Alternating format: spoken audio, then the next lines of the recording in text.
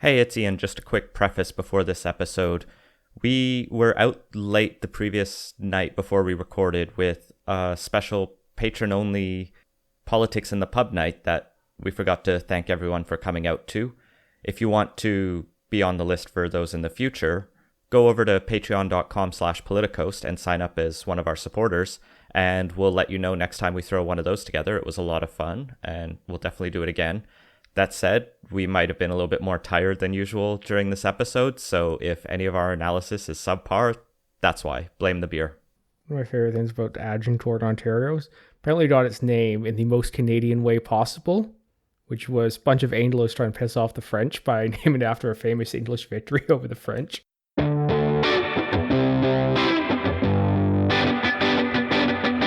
Coming to you from the West Coast, this is Politicos. Today is November 9th, 2017, and this is episode 61. Politicos is a podcast that explores what's happening in British Columbia and across the country. If you haven't already, make sure to subscribe and leave a review on Apple Podcasts. Follow us on Facebook and Twitter, where we're at PoliticosPod, and support the show at patreon.com/politicos. I'm Scott. And I'm Ian. Today we're talking about whether MLA should call each other names, whether Canada's actually ever going to do any peacekeeping, and we have an interview about supply management. So fun show today. First, of course, we have to thank our premier sponsor, Lindsay Teds. Thanks again for helping make the show possible.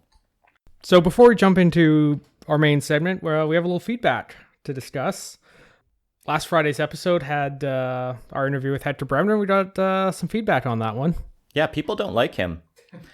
I mean, he got 28% of 11% of the vote, so that means over 70% of the people who did vote didn't vote for him and generally voted for candidates to the left of him, which was all of them. But the feedback was not just on that. I mean, there were some tweets at us that people just told us on the street. Someone emailed us directly. And the criticism mostly falls in the, oh, did you just let him get away with talking about everything? And I think it comes back to how we've only done a handful of interviews with sitting politicians. We did David Eby back during the election. We did Nikki Ashton during the summer. And now we've done Hector Bremner. And in each of those, I think we've generally taken a very friendly kind of, ask them a very detailed policy question and then let them go. And from there, sometimes they address policy. More often, they just sort of turn and spin into policy talking points and things like that. And sometimes it's a bit more interesting. I think at the very least, it gives enough rope for a politician to hang himself or herself. And even if you disagree, you can at least start to see the contradictions, if that's what you want to see in there. Yeah, I actually kind of like those format interviews when I'm listening to someone else doing them. And it's because you get to kind of hear more than just the very brief little talking point, and they get to elaborate on their views. And Hector was very verbose. I thought it was interesting kind of what it revealed, but at the same time, we probably should have pushed back on a few things. I know I think I did a bit of a double take when we were doing it when he started talking about proportional representation, and might have been a good idea to push back on that and a few other things. Well, and he jumps into very partisan talking points at those points. He would talk earlier in the interview about reaching across the aisle, taking the best ideas, and then suddenly the NDP is gerrymandering the electoral reform referendum and has decided to line its own pockets while ending big money in politics. And it's just a bad look, at the very least. But that's on him, I guess. Yeah, that was the thing that I think threw me the most, and was the most kind of what the fuck moment in the interview. And yeah, it might be a good idea to push back on it, but we also weren't really there to kind of discuss provincial electoral reform. So I kind of decided we just move past there rather than going off on that tangent, because we didn't even get through all of our questions and we talked for an hour. Yeah, and half of those are up on our Patreon. So if you want to hear more about his thoughts on spot rezoning, congestion pricing, what he thinks of Sam Sullivan, I think, which is a lot of just sort of talking points that'll lead into the next election, those are there. The other thing I think we could have pushed back on is when we asked him about challenges of demand and speculation, those kind of things in the market. He just pivoted it to, well, that's all just racist xenophobic, anti-immigrant nonsense. It's like, well, there's a fair bit of it, but it's not all. Yeah. And we weren't going to, in the end, I think, change his mind. And so, I don't know. If people really don't like those, if they like those kind of interviews, let us know. I really enjoy talking to the academics and the activists who don't have that must spin everything to fit this mold, but can just rant about an issue. And I think we have a lot of fun with those. Yeah, I've always enjoyed those ones, I think, a little more. And I guess on the other side of things, I wasn't there when you talked to Nikki Ashton, but I think I had a fairly similar point of view to a lot of the feedback we got just kind of from the other side, going like, why aren't you asking a follow-up question on this what seemed to be completely insane talking point, or whatever, or at least talking point I very much disagreed on. I guess we can move on from that. The other thing we've heard a lot this past week was people really like Stephen Carter. I think possibly more than us. Maybe we need to swear a lot more, be really angry. The only negative feedback I think I got is a text from my wife, which I got after the recording, where she was actually worried that he was yelling at us instead of not with us, but around us about politics in general. And apparently people want him back on the show at least monthly. I worry at some point he would just replace us, but he had his own podcast and hashtag fucking Corey Hogan nuked it, I guess. But I think there's a role for him as our official Alberta correspondent, let's say. And finally, I got one email about a technical issue with the show.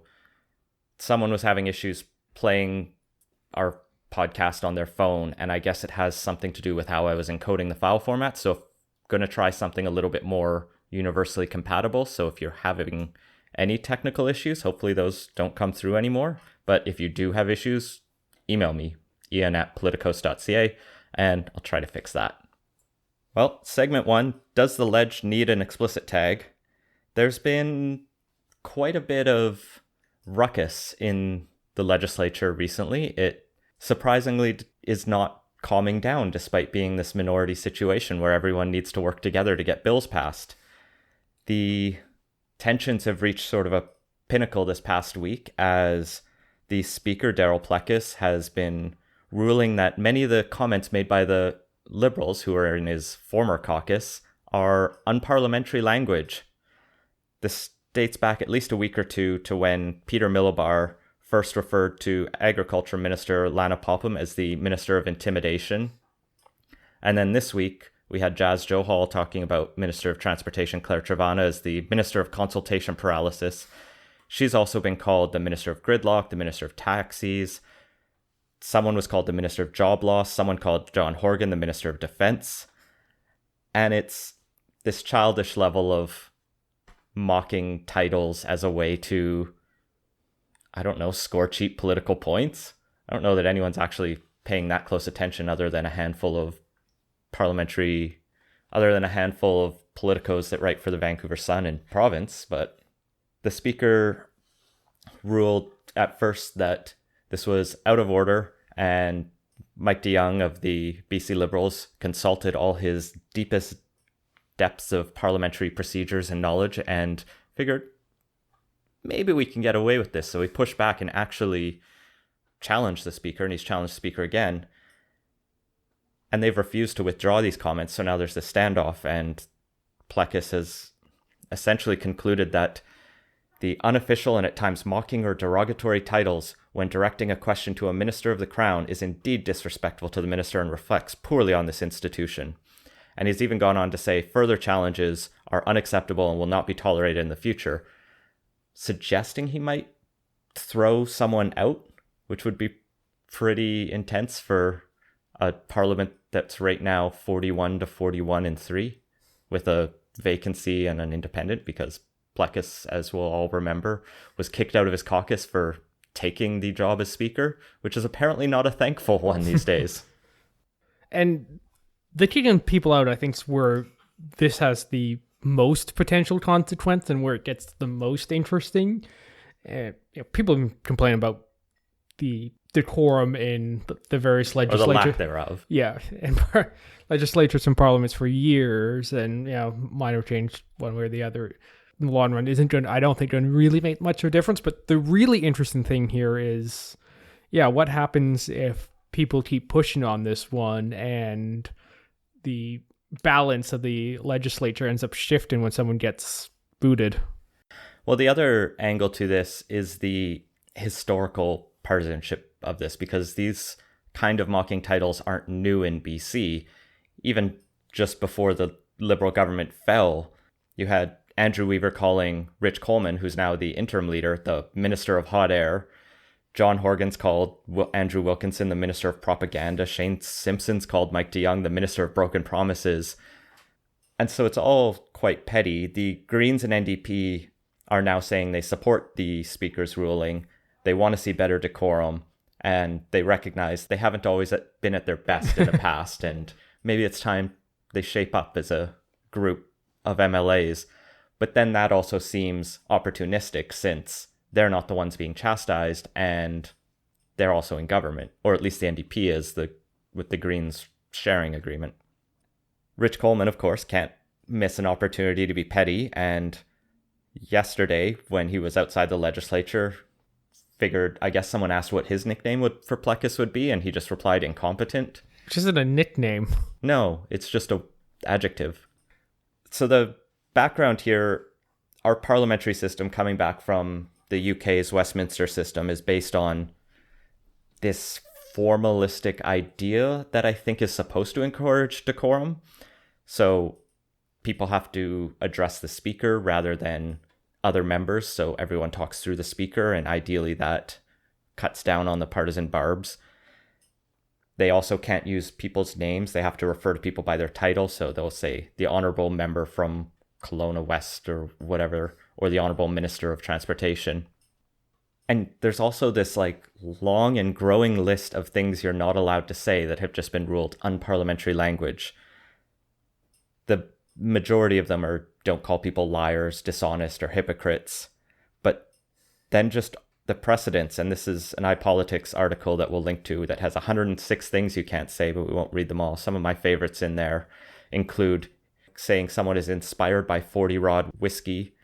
You can't call them a parliamentary babe and suckling. You can't say the political sewer pipe from Carleton County.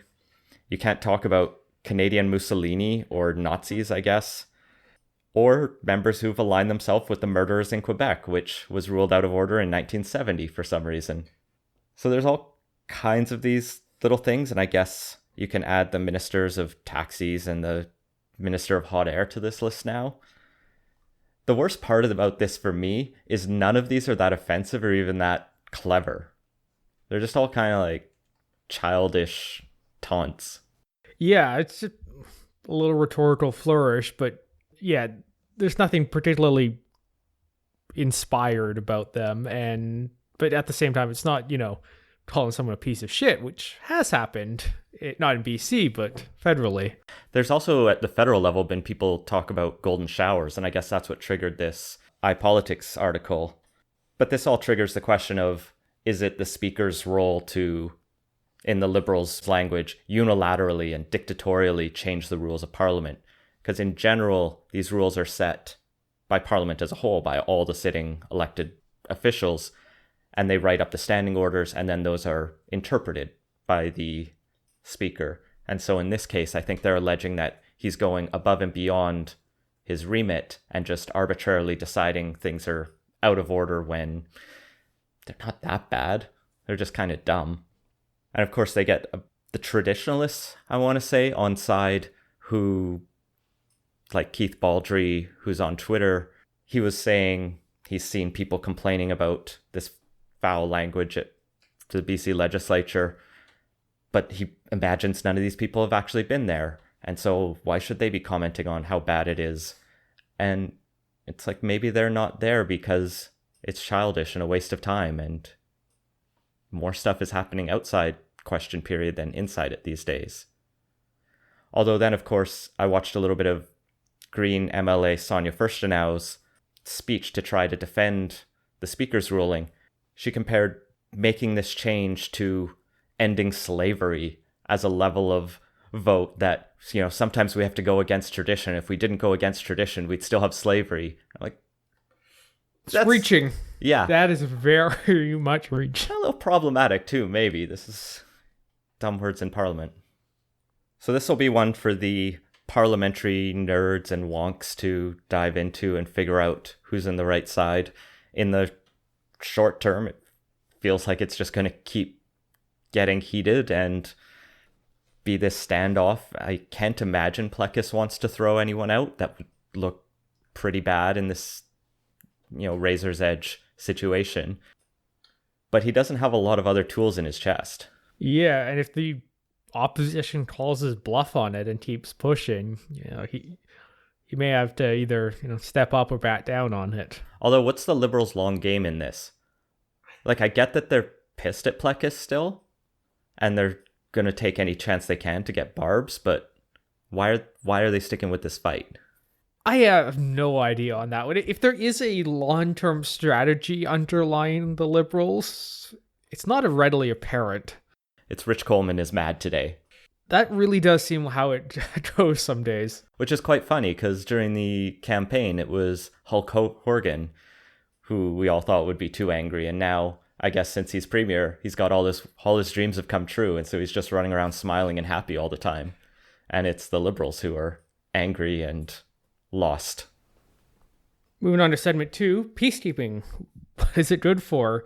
So today, Andrew Scheer made an announcement that if he was to form government, Canada would be going on a peacekeeping mission to the Ukraine, specifically to back Ukrainian sovereignty against Russia, which is never going to happen because, well, Russia's going to veto the thing right away at the Security Council.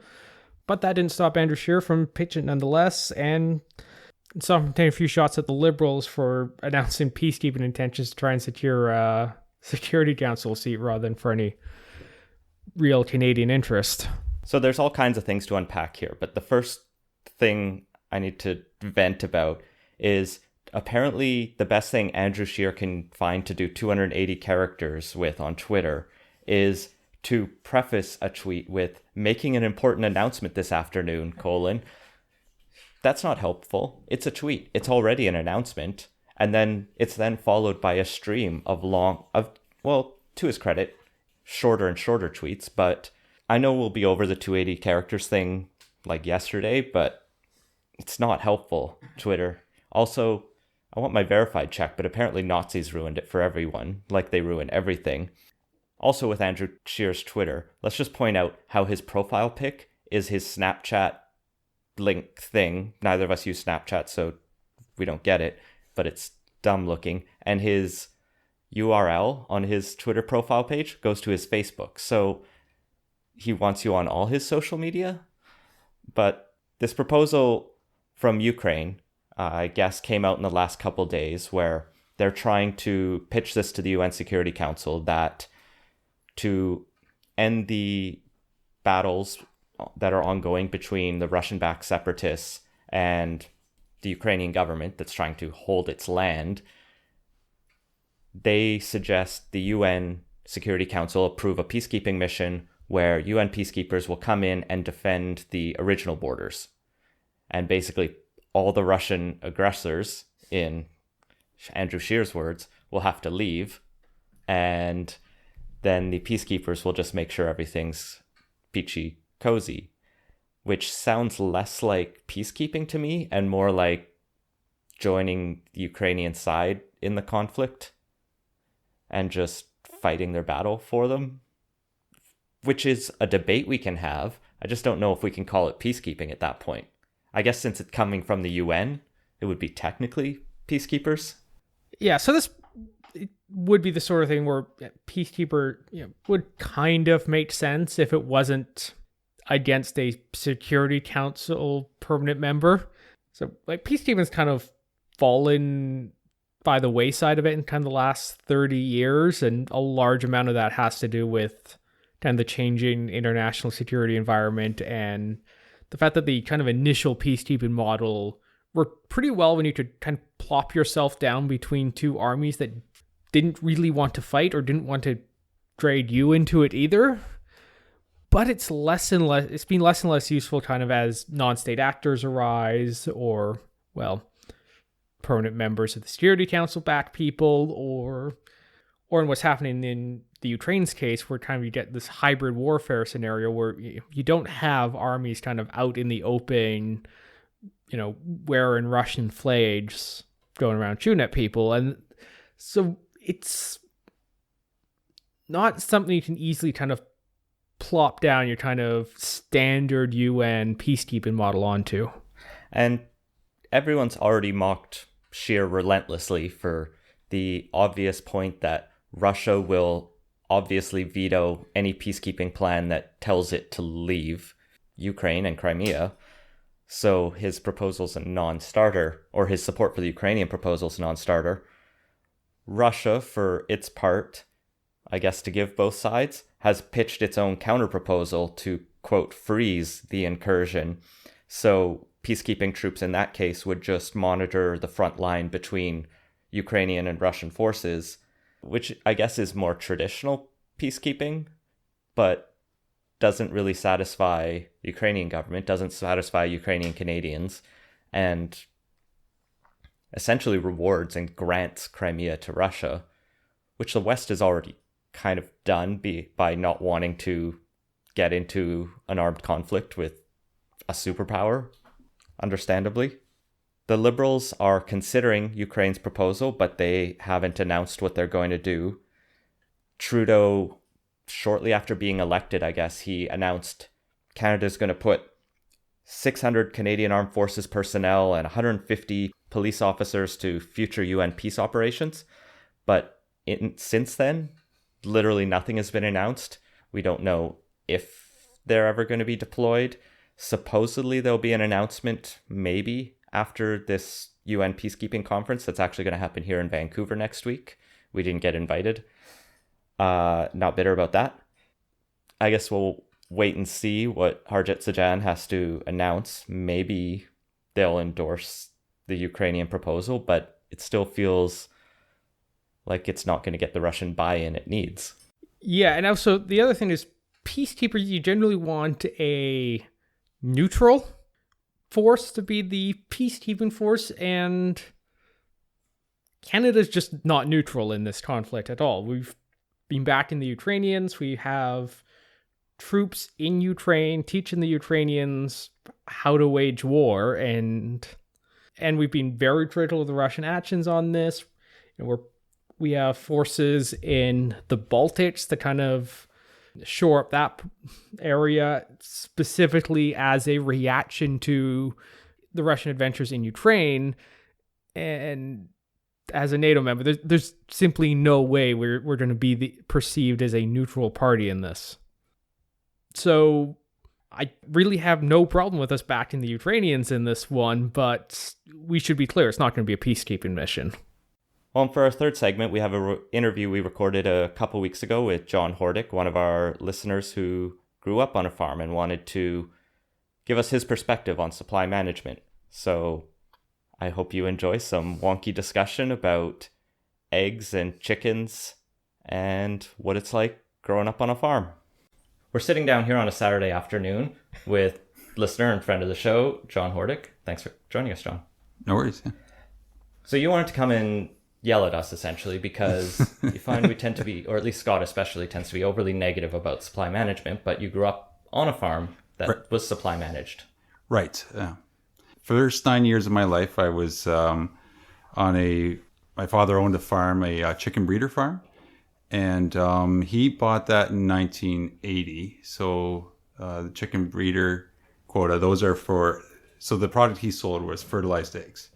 And in Ontario, chicken breeder eggs became supply managed, and I think in 86. It was one of the last ones. And then when we were in 1989, I would have been about 7 years old. He sold the farm and started managing turkey farms, turkey broilers. So those are turkeys that are sent for meat. And then through my teenage years, I worked on dairy farms, which I think was one of the first commodities that were supply managed. And one of the biggest. Definitely by far the biggest. Yeah. And so I haven't really been involved with it since 2006, 2007. I did a little bit of reading before I came here, just to make sure I wasn't completely out of date.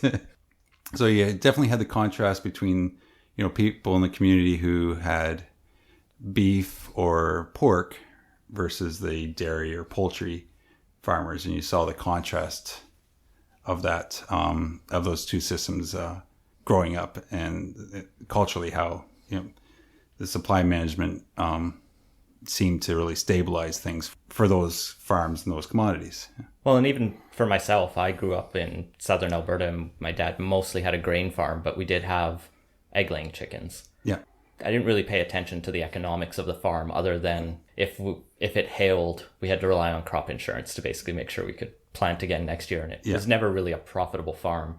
But the egg laying was supply managed, I realized, because when he got out of it, he sold the quota to a Hutterite colony because they had much better technology, and the cost of doing business for my dad on a day-to-day basis just wasn't worth it. He'd have to totally renovate this old barn that was just like, if you ever watch Napoleon Dynamite when he's picking eggs there in the 3 layers of cages that with the hens 3 to a cage smaller than this little table we have here.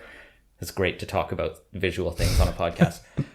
Those chickens that just like live a miserable life and shit through the cage onto the floor. Yeah, I picked eggs in one of those. The only difference was we had 2 layers of eggs, and so it was a pretty miserable thing. Those chickens only live about a year with us, and then we get new chickens as part of the quota.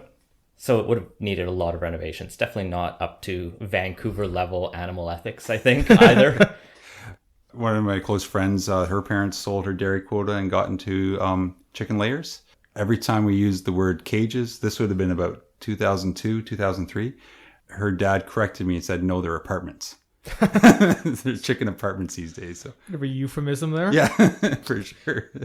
But he definitely went from one supply managed commodity, to the next. And one of the downsides we'll probably get into that, to supply management, is he was one of the few people who could get into chicken layers because he just sold his dairy quota to go to another one. The difference socially as a kid, you hear about your friends whose dads were hog farmers, and the market was boom and bust. Like when it was great, they were new pickup trucks and new backpacks at school. And if it was bust, well, you hear about farmers gassing whole barns full of pigs, and sometimes themselves. You'd hear that through the farmer's grapevine, which I'm sure is as reliable as any other source. But the farmers that had the supply managed, always seemed to be, come hell or high water, always seemed to do just fine. Yeah, and well, that's always been the selling point, though, is that it helps the farmers, but I don't think anyone's ever criticized it for not helping farmers enough. The criticism always seems to be more on the other end of the market there, and where people are actually having to buy the products, and the transfer of expenses onto the people. Because, yeah, sure, the farmers made a lot of money, but that money also has to come from the consumers. Right. And I think the debate then becomes, what system is ideal and where do we go from here? In the farming community, there's a lot of debate about whether or not they should have got into supply management. When I last milked cows, quota is bought and sold in kilos of butterfat. And one cow puts out about a kilo of butterfat a day. So it was $30,000 when I got out of it. So that's $30,000 a cow just for the license to ship the milk.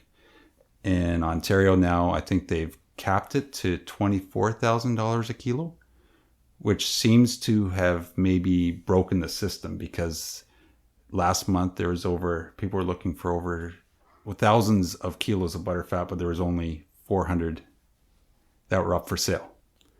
So I'm not sure whether the system works anymore as soon as they put a cap on it. So the way that they implemented it, for the listeners who are from Vancouver and are not didn't grow up in agriculture area, the way they implemented it in the first case is everyone in Ontario or BC or whatever, if you put out 1% of the milk, you got 1% of the quota. It was a cap and trade. And then farmers just ended up buying and selling quota, and the price kept on going up and up and up. In BC, that cap is $44,000 for a kilo of butterfat. So they also put a cap in. I'm not sure if the market rate has reached that yet. So as a farmer would sell his farm. Maybe it's too many Dutch family, too many kids, couldn't divide the farm 8 ways. They sell the farm, and other farmers would buy that quota from him, and that's what they would retire from, sell the farm and the quota. And eventually got to the point where the quota was worth more than the farm, the cows, the equipment, and all this stuff. Or, and all the majority of his assets were tied up in the quota. But it resulted in a few things that I think were advantageous to Canadians. We don't need to subsidize our farms like they do in the States. The price we pay pays for the whole system. There's no money going in the back door through subsidies like they have in the States. If they decided to import milk from the States, well, a lot of that milk would be subsidized. So one of the other advantages is the farmers indirectly and the milk boards directly put in quality standards or standards about how they're supposed to be treated, or what hormones they can use. I don't know if it's still the case, but for a while in the States, a heifer, which is a female cow that hasn't had a calf, will be bred and have one calf, and that starts a lactation. Then after 8 to 10 months, she starts to dry up. And in the States, it would give her an injection, a hormone, and she can start a lactation cycle again. That's illegal in Canada. They're required to be bred and have a period of rest before they have a calf again and a new lactation cycle. Well, and this is why so many farmers that I know and ranchers get so annoyed at A&W ads and these other like hormone-free cows will always have hormone-free beef. And I'm like, all fucking beef in this country is hormone-free. Like, you can tone down the marketing a There's bit. a lot of hormones in natural meat. Yeah. No artificial. Yeah, no added. No added hormones, yes. And we could probably get into debate whether that milk is still fine. It is probably, the milk in the States, due to the hormones, is almost certainly just as safe as the Canadian milk. However, it's not great for the cows from a animal welfare standpoint. Right, but you mentioned all beef, and that's not supply managed where dairy is. So is there any reason why the quality part would need to be tied to supply management? Because like most of the calories produced by our agriculture sector are not from supply managed crops or products, yet we managed to maintain decent health and safety standards on those. I guess the mechanism of change would be, you'd still be able to put those restrictions without the supply management program for sure. If they have a lot of price pressure or it's not profitable, a farmer is more likely to cut corners. Enforcement then becomes an issue.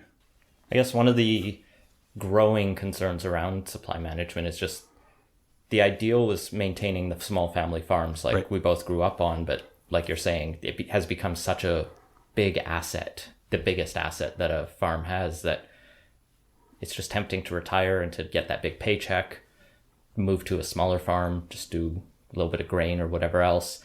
And so you're seeing this amalgamation of family farms in this sort of growing corporatization. In US, family farms have disappeared. In Canada, they're start going about the same pace. So it seems like for the ideal goal, it's not necessarily holding up, even though it may have benefited families like ours for a certain amount of time. Oh, that's definitely an effect that is making it difficult for young people to get into farming. But that's the case with many industries, and beef as well. Grain, a combine is well over $500,000, but it has reduced the growth of farms substantially compared to the States. The average farm in Canada, I looked up for this interview, was 90 cows still. There are some that are quite a bit larger. There's not so many of the 30, 40 cow operations anymore. If a farmer does have 30, 40 cows, he probably doesn't have any debt. And that's, it's not going to be sustainable in the too distant future. However, in the States, the average cow size is much, much larger. They have areas of 8, 10, or they got farms 8, 10, 11,000 cows all in one area, all that environmental impact in one area. And they're trucking the manure how far away and the risk of disease and all the other problems that can come with large scale farming. Yeah. It hasn't solved the problem of trying to keep it smaller scale and more dispersed, but it's definitely slowed down the growth of farms. Yeah. Yeah, so like you mentioned that running a combine is pretty expensive, but you don't actually have to pay to get permission to run the combine compared to, say, milking a cow and then selling the products there. So yeah, I see that as kind of one of the downsides there. I just want to circle back on to something we were talking about earlier, where you were discussing about how we don't have to subsidize our industry here compared to the other ones. But considering that food is one of the major expenses of a lot of families, particularly lower income families, is it not a more progressive system to fund whatever that shortfall is out of general revenues as a subsidy rather than from the consumer? So instead of having direct subsidies from the government to farms, supply management basically forces the funding burden onto the backs of consumers. Whereas if it what he's arguing. Whereas if it was just a subsidy, it would come out of general revenues, and which is largely funded by a progressive income tax. Mm-hmm. So, assuming there needs to be some sort of way to make up wherever the gap is between the economics with no intervention at all for farms and what they need to function, whether that be subsidy or supply management. Would it not make more sense to use a subsidy rather than supply management from a distributional aspect? Or you could just reduce the taxes on the poor so they could afford there's a lot of different, you could either give the money to the poor, or you give the money to the farmers, or just have it cost what it costs to produce. You could subsidize. There's many different angles, and I'm not sure which way is. I think a big one, and I'm not sure about this, is like there was debate about whether or not it would be so it was pretty much a cap and trade system that they ended up with, although not that cap is definitely movable, but the trade aspect is still there. Whether or not supply management was the way to go, where do we go from here? How do you all those assets, which billion? I think back of an envelope, I think it came up with $24 billion worth of quota just for dairy alone. I've seen 30 to 50 billion for the systems. Okay, yeah, and I just went with Ontario's price, so that kind of makes sense. How do you get out of that system now? Well, do you have any thoughts on Australia's and New Zealand's history with removing supply management? I didn't look into that, no. Okay. Yeah. Do you know anything about that? I know that they have done it. Yeah, I think both of them did it around the early 2000s, and they did a slow phase out, and there was, I believe, some compensation for the quotas. Because that's the tough part that I think you're raising, John, is we have this like massive asset that's essentially just a fiction. It's a government forced fiction, and if we turn it off, all that money just disappears, which could destroy families. I do remember little like taxi cab medallions. Yeah. Yes. It's the exact same kind of system, right? It's an artificially created scarce resource. Yeah. Right. Although if we go with just subsidies, how do you prevent farmers from overproducing, building barns, killing cows when the price crashes? You get that boom and bust cycle again. Yeah, that was one of the things when I was doing my little bit of reading up that I don't think about as much, is when you go to the grocery store as a consumer in Canada, milk is always going to cost the same amount, or there'll be some minor inflation. And it has risen faster than inflation, which is a problem for supply management, but it's consistent. Whether it's summer, winter, there's not just a random, milk is suddenly 3 times as expensive. And for most people, that fluctuation in, say, the cost of beef or some other groceries or vegetables, for example, doesn't matter as much because the grocery bill doesn't tend to make up the most portion of middle class and upper class people. But food is a staple of everyone. Everyone needs to buy food, and it's the marginalized who end up paying the most. And of course, supply management has inflated our prices, but it's also stabilized them. And whether it's crops, you have this much land. It's not like, soys are suddenly worth twice as much. I'm going to plant twice as. You can't just go out and make more land. You can build more hog barns, and by the time your hogs are coming to market, everyone else's is, and suddenly you're up shit creek. We can swear on this podcast. Yeah. But it's not like a mine where, the price of whatever is down, like we'll just stop production for a while. Like when it comes to especially animal production, that the response to commodity prices is very slowly what you're planning for and what you end up with. But if you decide to expand your barns and breed more cows, hopefully you get heifers, not bulls. But like you try that stabilization has really improves everything from the lives of farmers for sure. They have awesome pickup trucks in the booms. So dairy farmers always were the wealthy ones. Same with the egg layers and that kind of thing.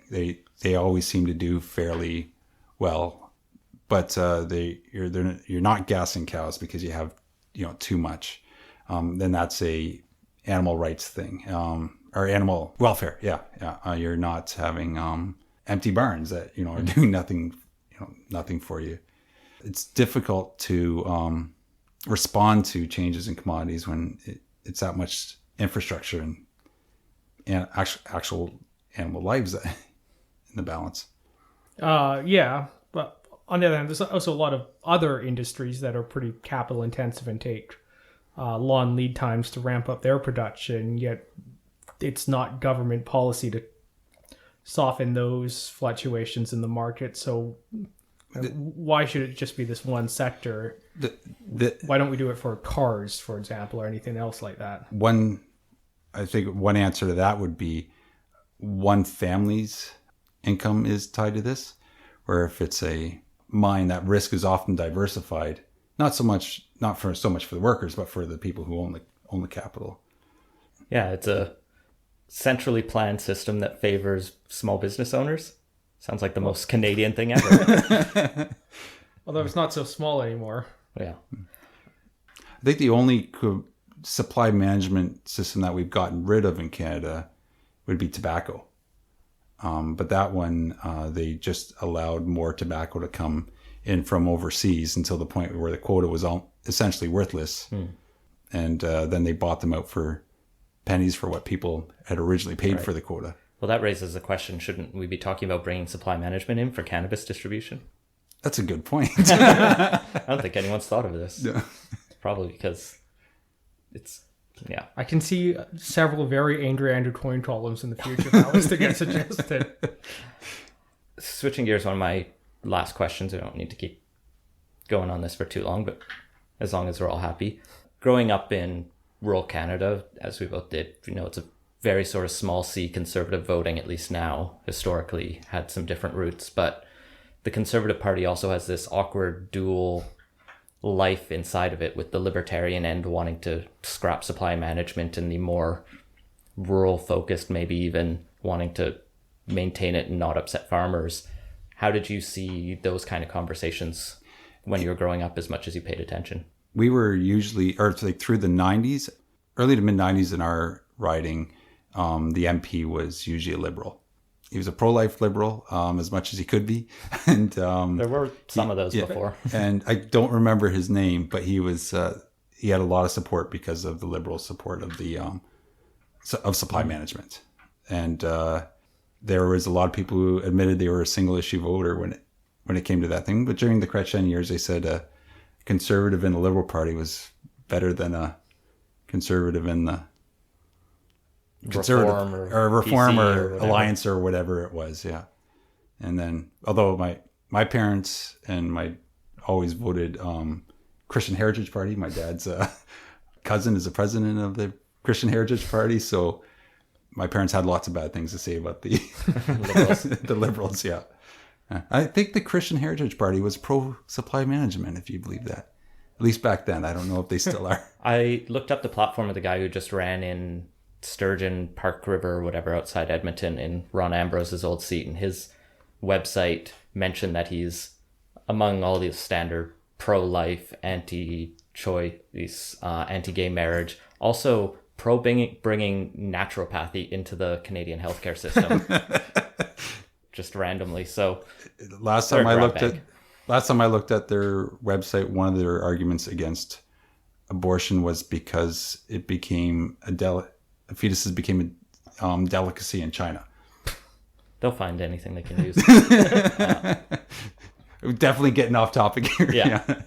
Well, since we're talking the politics of it, supply management's come up in the context of the NAFTA renegotiations. Right. Do you think this is an area it's worth sticking to our guns with, even if it hurts us in other areas? This is how we started talking about this in the first place.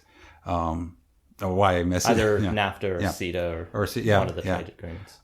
I have no, as I said, I have no idea how we would get rid of supply management in the first place. Whether or not it was the right system in the first place, some people say they should have went to a system where it was a tax, like, you talk about carbon cap and trade versus carbon tax. Well, I don't think that would have limited the growth of farms if they did something like that back in the 70s. But to get out of the system we have now, where it's worth up to $50 billion, meanwhile the milk is worth about the dairy industry as a whole is worth about $24 billion a year in Canada, without having a whole bunch of farmers go tits up, and getting those massive farms that you have in the States. This would be potentially, it is a poison pill for the getting rid of, Trump trying to get rid of NAFTA or whatever. I think it's the few thousand dairy farmers across Canada. That's a pretty small voting block. Not to mention all the, the chicken broilers and the, did we mention for listeners what's all supply management in Canada? It's dairy, chicken broilers, chicken eggs, the eggs that you eat, layer hens, chicken breeder eggs. Those are where the eggs are, the hens and the roosters are free to roam and do whatever they want, and then those eggs go to a hatchery. Those are supply managed, and turkey meat is also supply managed in Canada. But we just to get rid of the quota on all those industries at once is going to be a huge hit to the agriculture sector. I think we're going to lose a lot of the family farms, whether there's value to that or not. I think there is. You're losing that slowly anyways, but I think it would really increase the rate. But in the whole face of NAFTA, whether or not that would be enough to stop the negotiations, I definitely don't know. I feel like at this point, Trump is just screwing around and looking for an excuse to not negotiating in good faith. So basically, just trying to getting his team to throw whatever else out there they can and changing things and just messing around. So I think he's looking for a win. And when he heard that the dairy farmers are losing their shirt because of Canadian supply management, not because of U.S. overproduction, he's like, "Oh, this is a problem I can fix. And at least I'll get Wisconsin on my side." Well, California puts out more milk than Wisconsin now, but he's never going to win California. True enough. All right. Well, thanks for taking the time to sit down with us, John. Yeah, hopefully we'll do it again sometime, maybe on creationism in schools or something else like we were talking about earlier. But yeah, have a good day. Yeah, sounds good. Moving on to Twit Tates, we have some news about the TPP, that's the Trans-Pacific Partnership. So since the U.S. pulled out as basically one of Donald Trump's first actions as president, the other 11 parties to have been quietly talking about in the background. And we got some news today that an agreement might or might not have been reached. So the Japanese economy minister made an announcement that they had reached an agreement in principle on it. And then Mexico came out and said the same thing. Australia looked pretty happy coming out of the meeting. But our government disagreed with that. And International Trade Minister Francois-Philippe Champagne denied any sort of agreement had been reached. As well, there's other sources with knowledge of the negotiations have made similar revelations. So it's really actually just uncertain whether or not there is an agreement. I saw one news article from New Zealand dated tomorrow because they're in the future that talked about how the meeting, which is happening in Vietnam right now among a bunch of first ministers, ended with like backslapping and clapping, very bougie stuff, as it's a trade minister meeting. But then it comes out that one country, not Canada, but probably Canada, it sounds like, torpedoed it and raised some last minute objections after everyone had done the backslapping and stuff. And this New Zealand article was very explicit that it wasn't Canada, but then everyone on Twitter was like, it was probably Canada. And as far as I can tell, what we'd be objecting to is what we've sort of been on the fence about, which is protecting French cultural products in Canada, because if we open our market up too much, our precious CBC and everything will be dwarfed by competition from Australia. Like anime, Japanese anime will destroy the French media market. These talks are always held in secret for obvious reasons, and so we don't know what they've agreed, what the holdup is, or even what the next steps are. I guess they're still in the meetings there, and maybe they'll find an agreement in principle in the next day or two, so maybe by the time this is out, the news will have changed. But as of right now, it's a big question mark. Yeah, and it's worth remembering here that there was already an agreement, and this is the second agreement now that the U.S. is no longer participating. But I believe we'd actually signed the thing, and now, well, there's going to be a new version that we'll probably end up signing. So it's going to be interesting to see what kind of this whole kerfuffle and mixed messaging's going to be about when the details finally emerge. But in theory, all the parties were fairly close together at the start of the second round of TPP talks.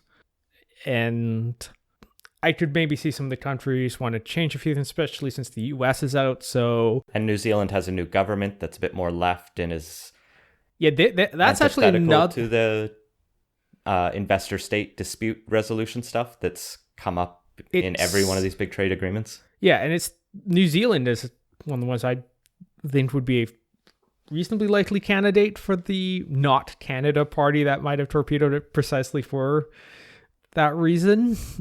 But yeah, with the US out of the way, some of the more controversial aspects, particularly around intellectual property and pharmaceuticals, yeah, that's the main country that was pushing for it's out. So, in theory, there could be a less controversial version of it.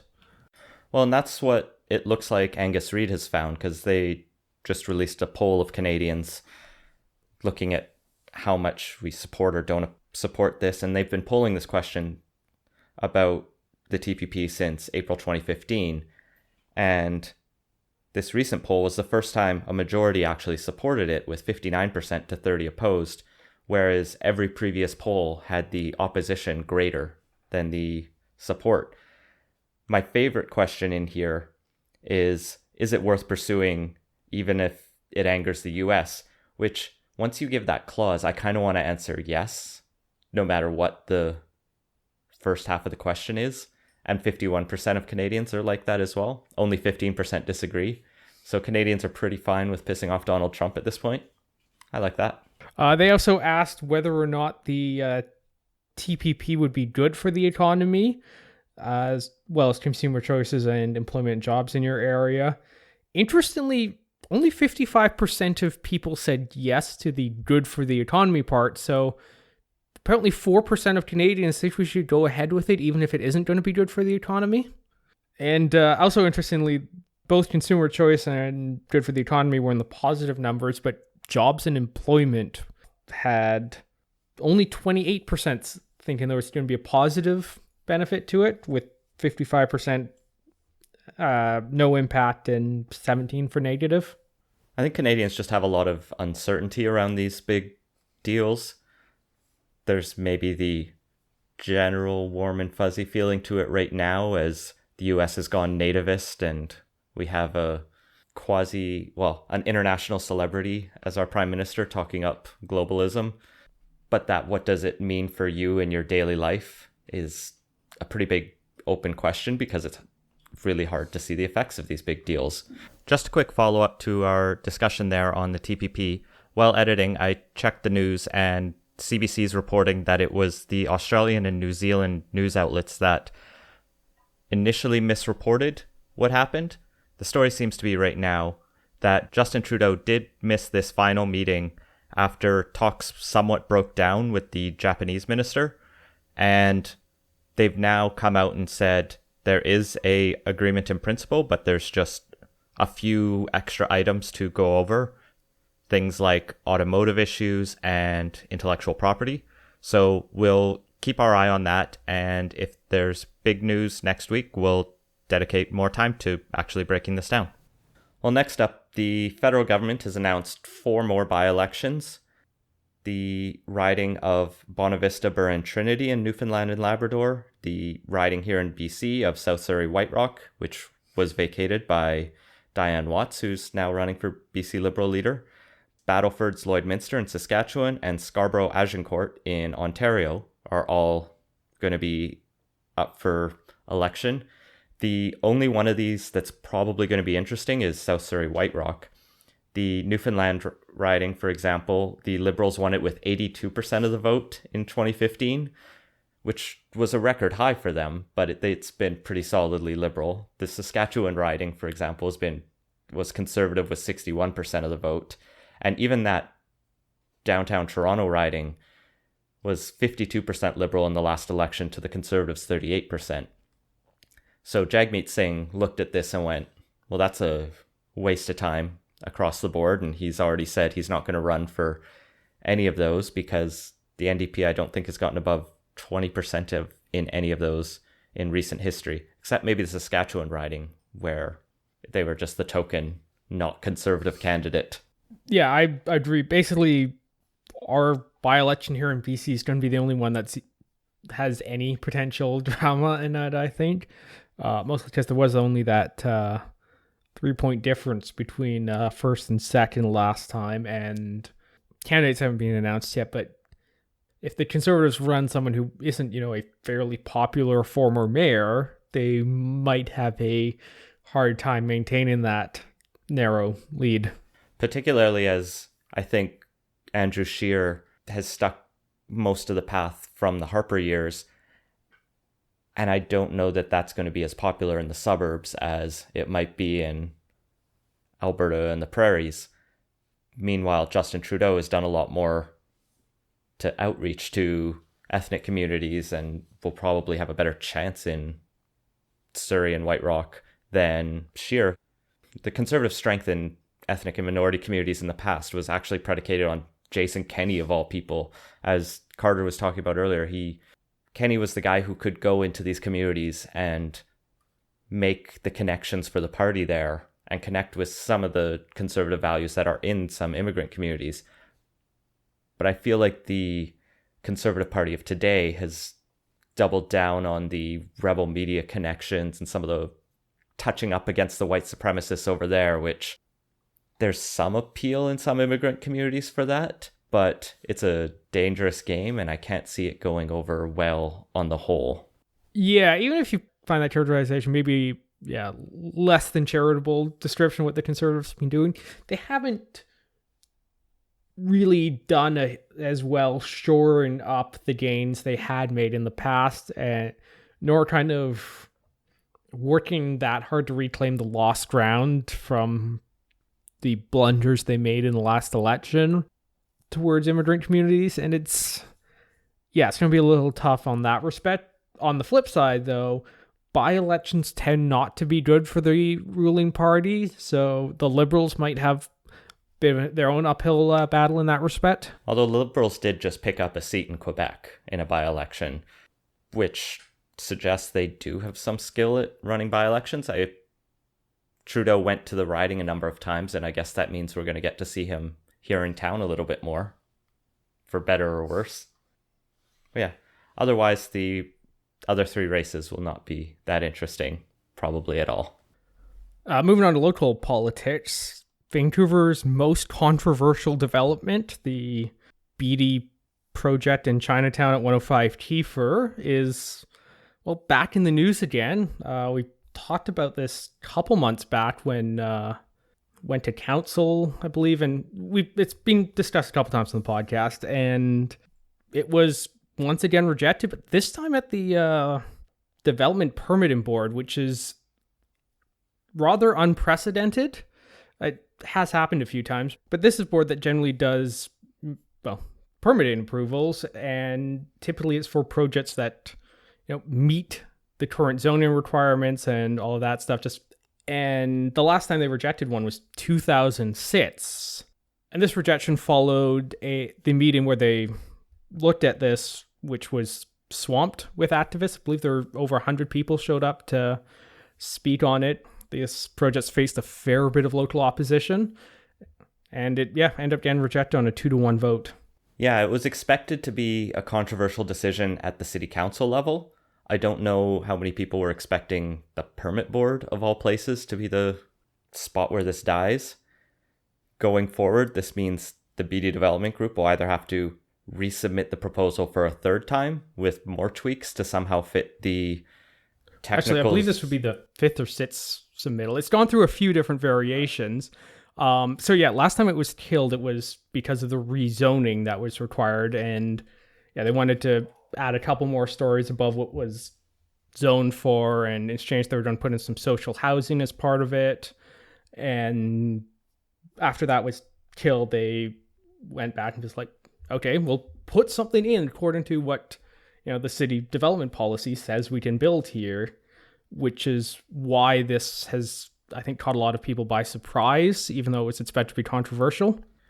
BD's other two options are to maybe try to get a land swap deal with the city, find a different plot of land to put their buildings on. And this has, I believe there's been talk in the background between the city and BD on this, but they weren't able to come to an agreement on it. Or finally, they could just take them to court. But as the CBC article we'll put in the show notes mentions, you don't tend to want to sue the level of government that is responsible for your future projects, or they might get even more critical of you. Yeah, but on the flip side, though, there's been some criticism of the board's vote on this one because, it did seem to somewhat overstep the bounds a bit, because the project did conform to all the requirements, and while the decision was couched in terms of design considerations, I mean, reading between the lines, it's fairly obvious that this was a political decision as much as a design decision. So where the activists in Chinatown want to see a purely social housing development, something that doesn't gentrify the neighborhood, doesn't basically come in with a bunch of high-priced condos as they see it.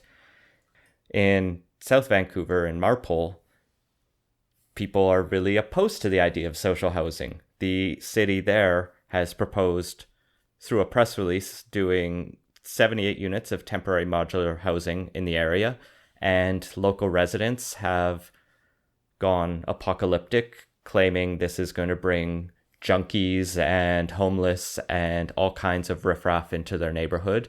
And they're using basically all that language and much worse, and have started protesting because can't have social housing in that neighborhood, even as they want it in Chinatown.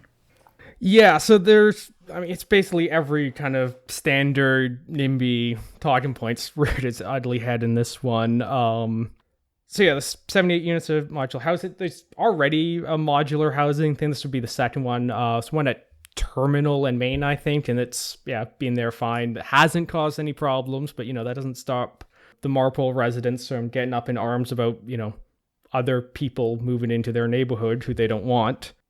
Yeah, so they've raised a big stink about it. There was a protest today at City Hall over it, and it's the usual, oh my god, think of the children sort of bullshit that nevertheless comes up here. What I think has actually been kind of interesting is how this has played out in terms of a lot of the activists in kind of the Vancouver housing circles on this one. Interestingly, former mayoral candidate, Wong, who ran for COPE in the last election, the, I guess, furthest left mainstream party in local politics here, has largely spent the last couple days backing the concerns of the residents there rather than going to bat for the social housing, which seems very off-brand. So I think she got taken a bit out of context on some of her Twitter comments. Metro News did a good interview with her and actually with urban planner Andy Yan, talking about what their concerns are around this project. And I think neither of them come out and say they're either super for it or super against it. I imagine they're both sympathetic to it, but what they're taking issue to, as far as I can tell, is Vision Vancouver's approach of basically launching a press conference before they've held any local meetings, so local residents feel like they got steamrolled. Yeah, though this did go to a vote for council, it was hardly a secret about it. You know, people could have lodged their issues then. They've had consultation earlier in the week on it, or public Although their forum. consultation, the forum they did have, apparently there was a queue out the door because the city planners wanted to a very small meeting to, quote, allow for productive dialogue, which that's fine if you have enough of them that you're able to actually get everyone who wants to say something. Otherwise, you still feel like you're doing it more of as a show. And I think building that local dialogue is what Wong and Yan are trying to say would help diffuse some of these tensions and concerns and anti-poverty sentiments, particularly since both of them have been going in the Chinese media trying to do just that. There is definitely some areas where the city could have probably handled the rollout of this a little better, but you know, at the same time, almost all of the comments I've seen, particularly from Wong, have been criticizing the rollout rather than supporting the social housing, which is what I kind of really expect. And especially kind of when the consultations are a fairly typical thing you see raised as complaints to basically block any project. There's not enough consultations on it. You saw that with the Kiefer thing, despite the fact that this has been going on for like at least 5 years now. Before that, there was the rezoning of Chinatown, where there's even more consultations. It's a very common thing where nobody ever comes out and says, we don't want social housing, period. It's always, it maybe shouldn't just be right here. We need more consultations on it. So it definitely plays into the normal tactics that are used to kill these sorts of projects or delay them inevitably or indefinitely. And if you aren't at least as vocal for it, it's more or less equivalent to being at least softly against it, maybe. I think part of the tension for activists within COPE, and this applies to the Green Party as well, is they have a very fundamental grassroots democratic value system. It's local residents should be able to make these decisions, and that unfortunately means sometimes they make what they would otherwise see as the wrong decisions. And how they balance that tension is tough, because you want to be able to say, look, we support local residents having a voice. And you don't want to say, except when that voice is wrong, because otherwise you look like a hypocrite. But at the same time, can you really claim to have, progressive credentials if your requirement for social housing is only when the wealthy landowners here consent to it? And that's the problem I see with some of those sorts of the neighborhood must agree to it. And well, clearly the solution here is just for Beatty to build his building in Marpole and the modular homes to go in Kiefer Street, and then everyone's happy. Except maybe Ryan, but that, and I would not be surprised the Marpole residents would also go out and complain about a 90-unit condo tower going up in their neighborhood too.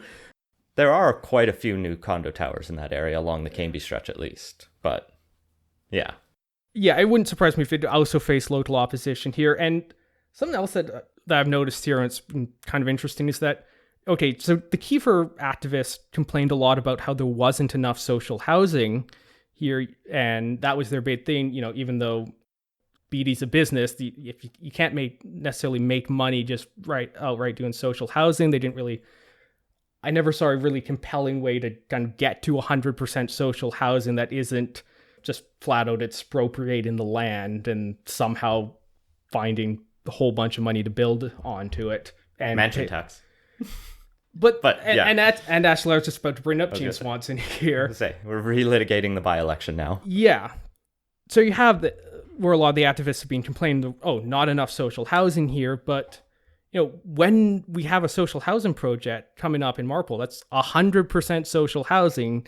The thing that ostensibly they've been lobbying for, you're basically nothing on it.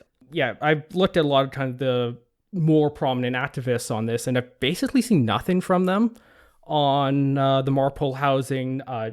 Gene Swanson, few comments on Kiefer, nothing on the modular housing, despite the fact that was a major part of her election platform. So I'm kind of left wondering, what the hell? Are you actually supporting this or not? And it does kind of push the Kiefer opposition into more of this seems just more NIMBYism than anything else, because we can discuss whether or not there should be more or less social housing as a part of development or whatnot. But if you want social housing and you don't show up for it when it's actually out there and there's, real opposition to it forming, it's kind of not hard to not see that as this was an opportunistic thing to kill more housing that in their neighborhood. Well, and finally, maybe a bit lighter note to end on. The BC Ministry of Environment and the BC Fish and Wildlife branch are being sued by one Todd Standing for, quote, dereliction of duty pertaining to the interests of an Indigenous wildlife species. Standing. He runs a operation called Discovering Bigfoot, and he believes there is a Sasquatch near Golden Ears in Harrison Hot Springs, but unfortunately it's not very receptive to his investigations, and the government hasn't helped him at all. So he's hoping to literally prove in court, because this is how science works now, that Bigfoot exists. And suing the government is how he'll get there. He's been working on this lawsuit for over a year, but unfortunately couldn't find any lawyers to take this on for some reason. I imagine he has some money, because his operation, which you can visit at his website, Sylvanic, Sylvanic.com, and we'll put that in the show notes for sure, offers Sasquatch expeditions for a mere $4,800 US. And that gets you a 7-day, 6-night package where you go from Calgary into the woods with this man in a small group and look for Bigfoot. He's also quite controversial in the Bigfoot community, as Team Sasquatchin USA, and that's Sasquatchin with an IN apostrophe, questioned his credentials, asking if he was, quote, a legit Bigfoot researcher or a hoaxer, because some of his footage he's released online has been controversial within the Bigfoot community. Yeah, that's my favorite part of this, is apparently there's such a thing as a legitimate Sasquatch researcher. We found his court filings before, but didn't feel like paying the $6 to read it right now, which, come on, BC government, you don't need to charge $6 for me to download a PDF. But my favorite part of this whole story was Attorney General David Eby's comments on this. Let's note that he chuckled when asked about a civil action regarding an alleged Bigfoot cover-up, and his quote is, "It's top secret and I can't talk about it." So good luck, Mr. Standing. I hope you get standing to bring your case forward, and perhaps when the government files its replies, we'll get friend of the pod Micah to break it down for us and tell us if Bigfoot's real. Yeah, this will be fun, because all the best cases are when people represent themselves. So I'm even though we haven't read it, I'm sure there's some delightfully unhinged parts of his complaint.